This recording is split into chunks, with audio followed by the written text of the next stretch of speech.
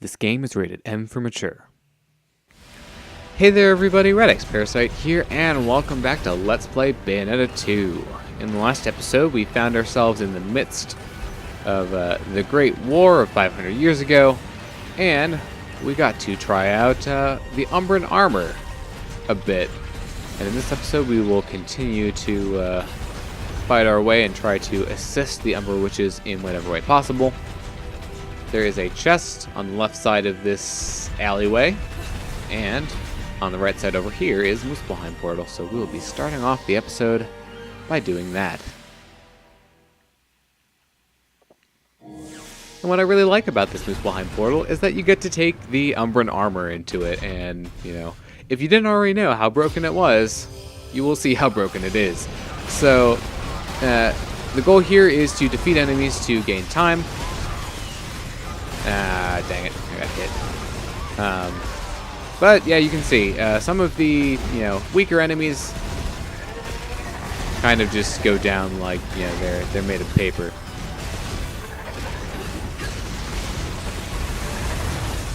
Dang it! I'm almost thinking like I kind of want to scrap this one, even though I'm definitely gonna have plenty of time left because I did get hit. But oh well. Yeah, the Umbran armor is really good. I don't know if I've said that, enough times, or if you're convinced at this point, but it's really good. So, now back to our regularly scheduled trying to save our clan from destruction, even though we know that that will fail because, we come from the future where that has already happened.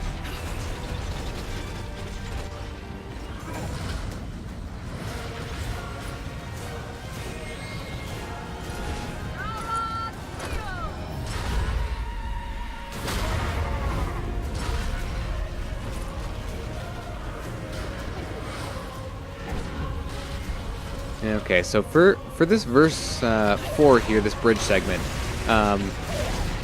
you're going to be fighting, I think, I'm forgetting the name of the enemy here, and I feel kind of bad for this, but you're going to be fighting these enemies, and one thing that you can do is you can knock them off the bridge, so be kind of careful because you will need to obviously get a certain number of combo points for the score on that. So if you can avoid hitting them off the bridge, that's good. If not, at least make sure that you keep your combo score up. Knocking them off the bridge will count as killing them. One important thing to note about this verse is that if you just run past these enemies here and don't kill all of them, then you will actually not complete the verse. So that's the thing that can happen. I came up a little bit short on the combo score there, unfortunately, but let's see.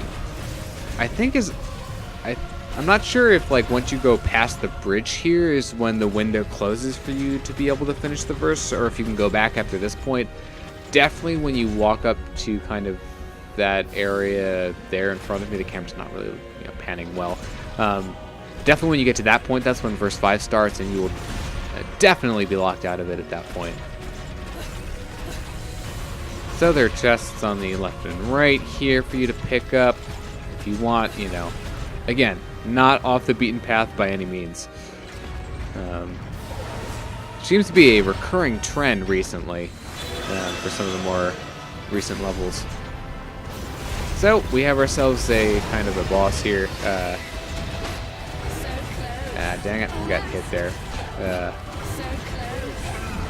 So this is Sapientia, so this is one of the bosses from the first game. It also has probably my favorite track of the main kind of bosses there. And I'm getting hit a lot here, which is very unfortunate.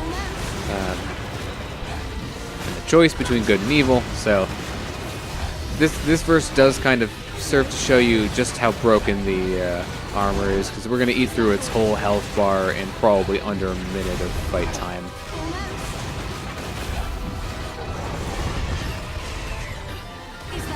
Probably the most annoying attack that it has is that one, because that can cause your combo to drop when just to flip away. Unfortunately, I don't think that Umbran Spear works while you're in the armor. So you can't just warp over to the boss when it runs away from you, which is quite unfortunate.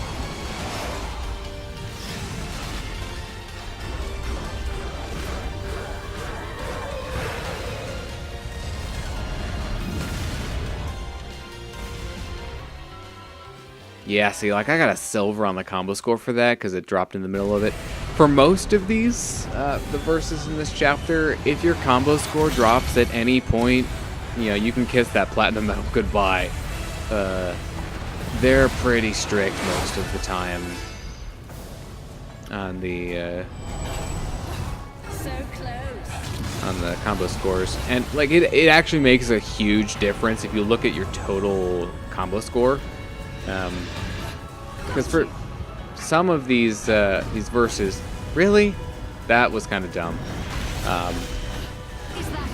But for some of these verses, your combo scores could end up being in like the millions, and that's kind of where the game expects your combo score to end up. And if you fall short of that, because your combo drops during the middle, you're probably going to fall short of that by a lot, because it can make a pretty substantial difference between you getting like a good combo score and an abysmal one. So with this chapter, it's very easy. If you get all the combo scores, don't take too much damage, do everything in a pretty expedient manner. It's not hard. And there goes my combo.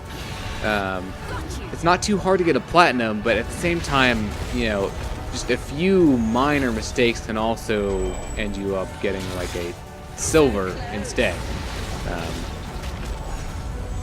So I had both happen to me. Because I did this stage twice. First time I got a silver, and I was like, well, that kind of sucks.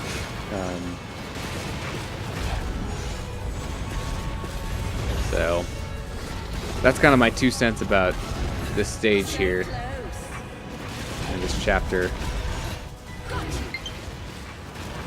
Nope, and I have a low battery on my controller. But the music that's playing here is the Great War aerial battle. Also a great track.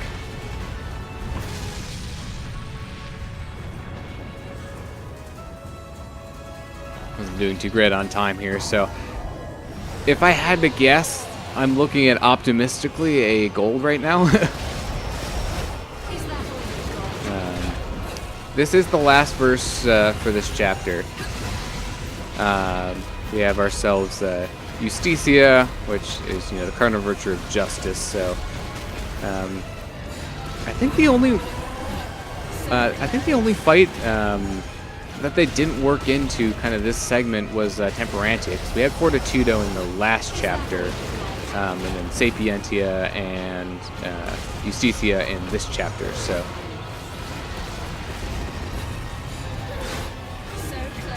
yeah, I typically struggle with this fight just because for whatever reason I seem to be bad at dodging its attacks.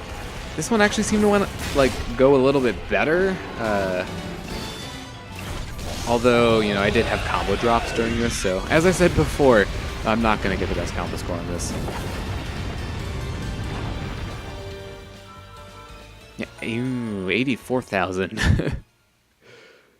It's kind of crazy looking at that and saying, that's a really low combo score, but when it comes to this stage, that's definitely the lower side of things, so there you go. That's a gold. But at the same time, look at how many halos we ended up with there. I think we started at around 40,000-ish, if I remember correctly. Future me can correct me if I'm totally wrong on that, but we got at least 100,000 halos from that one unlocked. So that accessory that we just unlocked there, the Earrings of Ruin, if you have that equipped, that will let you it will let you summon the Umbran armor in lieu of being able to do your Umbran climaxes. Famous road-odds, where demons and gunsmithing go together like chicken and waffles. Sorry, I'm mad hungry. What can I do you for? So I mean, I haven't used it before, but I can definitely imagine that being a really good thing to have, because the Umbran armor, as I tried to explain many, many times, I don't know if it's sunk in yet or not. It's very good. Okay, we're going to be able to afford 2 more of these, which means I think we have either 2 or 3 left to buy from the shop here. The last ones, of course, are getting much, much more expensive to buy. But if I need to do any grinding, like I hope that I won't, but if I do, I will probably go back and do Chapter 14 to accomplish that. Okay, I think that's about it. These are all the weapons that you can get ults of. Rakshasa, Undine, Salamandra, and Aruna. I'm essentially just stalling for time here because I don't want to start the next chapter yet, and we're, done with this chapter. So I don't want to release like a 10-minute part. I mean, I could explain these now. I was kind of planning on explaining them later, but why not? We have the time now, so get into some of the accessories. So this one will automatically trigger witch time for you if you get hurt, and it'll cost magic to do so. This one lets you summon little devils, which kind of fly around and do a little bit of extra damage for you. This one is kind of similar to Celine's Light, but instead of activating Witch Time, you have a limited number of butterflies that will fly around you and absorb attacks. So it kind of gives you a buffer of getting hit so many times before you actually take damage. This one I'm a particular fan of. This one lets you replenish your health by taunting at enemies. The Evil Harvest Rosary will counterattack for you when you dodge, but you can't activate Witch Time while you're wearing it, so that's kind of the trade-off for that one. This one is interesting. So it essentially makes all enemies enraged at you, without taunting them. But the benefit that it gives you is that your combo points will have like a multiplier attached to them. I forget exactly what the multiplier is, if it's like 1.5 or 2, but you can get some really good combo scores if you have this thing equipped, particularly if you bring it into Chapter 14. So this one is also another really good one that I recommend. This is the Mallet of Rewards. This one will get you additional halos and items if you use a torture attack to defeat an enemy. I believe it will give you like the max healing item that you can get as a drop, and it guarantees that you will get that as a drop. So if you are having some trouble, with losing a lot of health and you don't want to resort to using items, you can use this as an alternative to Umbran Climax to get some health back. Because I think you'll actually get more health back from doing torture attacks with this equipped than you will from Umbran Climax. This one is the Moon of Mahakala, and it just says it has the power to repel an enemy's attack. So this might be like a 1 time per stage item. And then of course this last one will let you summon the Umbran armor at the expense of not being able to use Umbran Climax normally while you're using them. And that's all the ones that I have unlocked for now. And I can also talk about these. So these Umbran Elegances here, they will essentially add or kind of modify the default costume a little bit to add features that kind of match up well with the weapons that they go along with. So I think there's one more here for a weapon that I have not unlocked yet.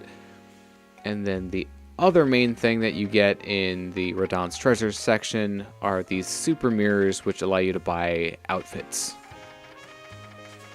I would buy these sooner if not for wanting to complete the magic and health meters. That does take priority, but what I do like about this game, though, that's different from Bayonetta 1, is that you can actually buy a lot of these off the bat. So you don't have to beat the game before you can unlock any of the costumes, which I definitely appreciate. That will conclude our business in the Gates of Hell for now. And I tacked on maybe about 5 minutes, kind of explaining some of the stuff in the shop there. So thank you very much for watching this episode of Let's Play Bayonetta 2. I've been redxparasite, signing out.